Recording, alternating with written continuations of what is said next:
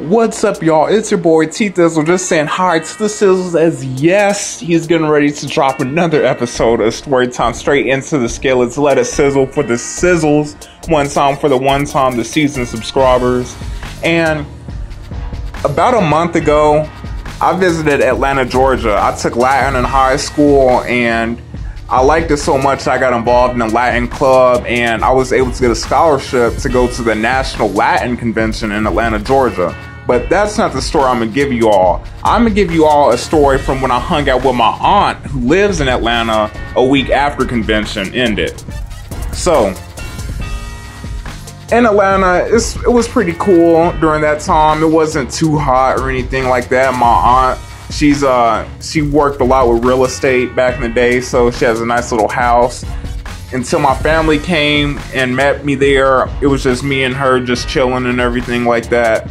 And we drove around, just went sightseeing, looking at different areas of downtown, the soul food restaurants, just different places that really highlighted the attractions in Atlanta. Now, of course, with any place you go to, you're gonna have the more suburban area, and you're gonna always have that area that's a little bit more hood, a little bit more ratchet, and a little bit more uptight, if you get my drift. And so we were getting ready to progress slowly into that area that was a little bit more uptight, was to the dirty south, the hood, where it's a little bit more run down in the neighborhoods. And in these areas, it tends to be a lot more homeless people. Now, I'm from Missouri, and the homeless people that I'm used to, they're pretty chill, they're pretty relaxed, they're pretty cool, and they're not aggressive at all. And when I mean they're pretty cool, they stand 100 feet from your car like you're a dang semi-truck. They give you your space. Now, here in Atlanta, that is definitely not the case. I remember first time encountering a homeless person. This was actually me just viewing them across the intersection. So we was on one side of the street, and the homeless person was on the concrete island on the opposite side of the street. And I saw a car pull up next to him. And the guy walked up to the car, like, he's literally like 1 foot away from the car, like all up in the window. And he's basically putting his hands out like, where's the money at? You supposed to be giving me money. First of all, ain't nobody obligated to give you money.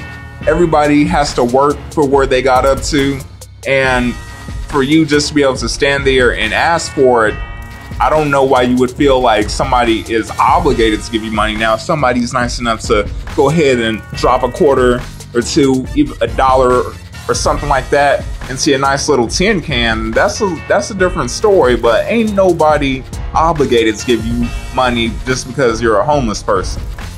So that was my first encounter seeing an aggressive homeless person. The second time, this was actually being in the scene, getting the first person point of view. So the second time, my aunt, we pulled up to a stoplight at the intersection once again. And this was in the rundown neighborhood also. And this lady, she comes up to our window. Our windows were down. She leans over, like basically touching the car. I can feel her breath on me. And she's like, you wouldn't happen to have $3.50, would you? And for you all who are old time subscribers, you'll kind of get that reference to one of my old story times. But she's like, you wouldn't happen to have $3.50, would you? And when I say $3.50, she literally asked for $3.50. Most of the time, homeless people, they might have a sign saying like, I'll work for food, or donations accepted, or they'll just ask you, would you happen to have any money? Or if they have a can, don't even say anything, just put their arm out extended, like just drop something in there. But she asked for an exact amount, like she was working a full-time job with a salary or an hourly pay. Would you happen to have $3.50? Some waiters don't even get paid that much per hour, but god dang. So that was my second instance encountering an aggressive homeless person in Atlanta. the third time was just off the chain. This one, I can't even believe I'm saying this. Like, I can't even believe I even encountered it. So the third time, my aunt wanted to introduce me to one of her friends in Atlanta. And so we were meeting up at this gas station. So we pull up to the gas station, we stop and everything like that. And when I pull up, there's this guy that's cleaning her friend's car. And I was thinking that he actually rode with her friend. But as I talked to him, the friend and everything like that, and I asked, I'm like, so do you know him? And he's like, no, he doesn't know him. He's like, he's just wanting to wash cars and everything like that. Now, I'm not used to people who are offering services like that, like just one person job. I'm not used to homeless people actually working. That's one thing I can give him his props for, is actually willing to give some service to get money in return instead of just asking for money. So I commend him for that. But I wasn't used to that. So he seemed pretty drunk and everything like that. But this dude had a whole bag. I'm talking about looking like Santa Claus was getting ready to do his Christmas shift or something. That bag was packed with Windex, with paper towels, with any other cleaning resource you can think of. And he had a full cleaning service. Like, I'm talking about, the weird thing was, although he had all that stuff in the bag, the only thing that he was using was his rag. Like, so he would clean the car and he wouldn't use any of the supplies he had in the bag. So I'm like, what's the point of it? He would like just wipe it down for like a second.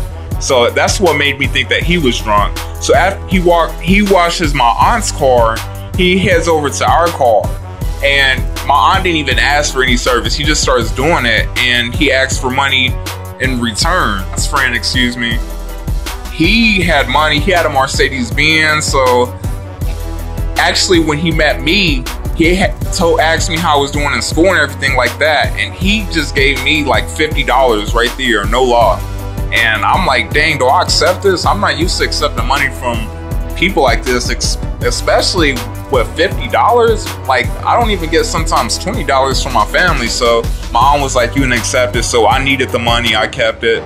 But yeah, he had money. So he gave the dude $20 to stop washing my aunt's car. So it was pretty crazy. The people down there in Atlanta are pretty aggressive. So if you all ever head down there, tell me what you all encounters were like and the circumstances that you went through, because I got a good little chuckle out of that. I wasn't used to it. But anyway, this has been your boy T Thizzle 88. I hope you all enjoyed the calm, and peace out.